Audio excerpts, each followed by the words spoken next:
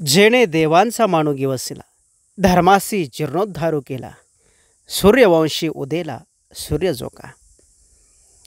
त्याने सर्व देवांचा हरवलेला मान शोधून काढला, धर्माचा जीर्णोद्धार केला.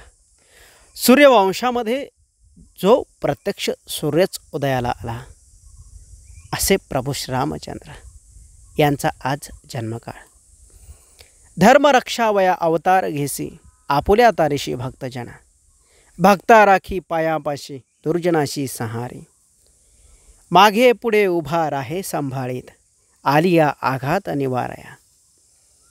भगवंताचा अवतार, भगवान प्रभू श्रीरामचंद्रांचा अवतार सर्व विश्वाला आनंद प्रदान करणारा होता.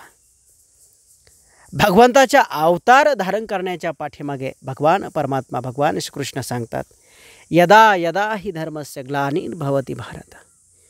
जेव्हा धर्माला ग्लानी येते, दुरावस्था येते, धर्माचं मूळ स्वरूप न राहता त्यामध्ये भेसळ निर्माण होत आहे. खरा धर्म कोणता आणि अधर्म कोणता याचं भान जाणत्यांना सुद्धा राहत नाही. असणारा दीपच आहे, परंतु त्या दीपाच्या भोवती साचलेली ज्याप्रमाणे काजळी असते, काजळीमुळे त्या दीपाचा प्रकाश विश्वामध्ये पोहोचत नाही. मग भगवंत अवतार धारण करत असताना म्हणतात, ती अविवेकरूपी जी काजळी आहे ती काढणं आणि मग तो विवेकाचा दीप या विश्वासाठी प्रज्वलित करणं. परित्राणाय साधूना विनाशाय च दुष्कृताम, धर्म संस्थापनार्थाय संभवामी युगे युगे. असं भगवंताचं या पृथ्वीतलावर अवतार घेण्याचं प्रयोजन आहे. भगवान प्रभू श्रीरामचंद्रांच्या अवताराने या विश्वाला एक पत्नी, एक वचनी, एक बाणी, समाजप्रिय राजा कसा असावा याची शिकवण मिळते. प्रभू श्रीरामचंद्रांच्या जन्माच्या वेळी माता कौशल्याला लागलेले डोहाळे, त्या स्थितीचं वर्णन संत श्रेष्ठ नामदेव महाराज करत असताना म्हणतात, राजा दशरथ कौशल्याच्या सदनामध्ये जातात आणि तिच्या मनातील डोहाळे विचारतात, तुझे मानसी होती जे डोहाळे, सांग वो वेल्हाळे मजपाशी. तुझ्या मनामध्ये काय डोहाळे आहेत ते माझ्या समोर व्यक्त कर, माझ्याशी व्यक्त कर. माता कौशल्याची स्थिती तर प्रत्यक्ष परमानंदाला प्राप्त झालेली होती. माता कौशल्या म्हणतात, उदरात असे भक्तांचा कैवारी, तेथे कैची उरी देहभावा. माता कौशल्याचा देहभावच हरपून गेलेला होता. राम रूपामध्ये ती समाधिस्थ झालेली होती. या स्थितीचे वर्णन संतश्रेष्ठ नामदेव महाराज करताना म्हणतात, सदा समाधिस्थ रामरूप झाली, कौसल्या माऊली नामा म्हणे. राम नामाशी एकरूप झालेली तिची स्थिती पाहून राजा दशरथांना तिला नक्की कोणत्या भूतानं झपाटलं आहे याची भीती वाटते. आणि एकंदरीत अवस्था बघून, हे भगवंता, माझ्या बाळाचे रक्षण तुझ्या सुदर्शनानं तूच कर, अशी विनंती राजा दशरथ करतात.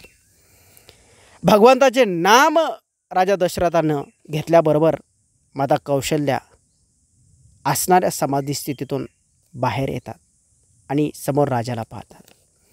राजा दशरथ म्हणतात, काय ही तुझी अवस्था? काही चित्ताला भ्रम झाला की काय?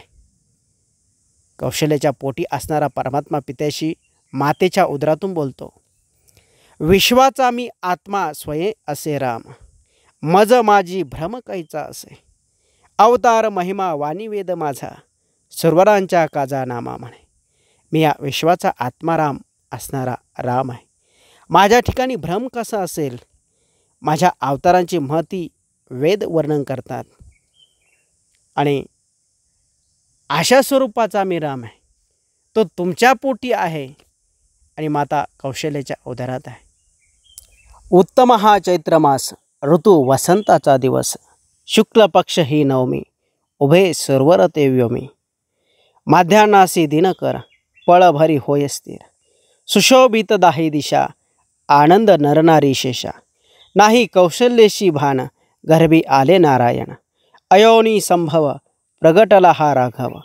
नामा म्हणे डोळा, पाहीन भुवनत्रय पाळा. नामा म्हणे डोळा, पाहीन भुवनत्रय पाळा. अयोनी संभव, प्रगटला हा राघव.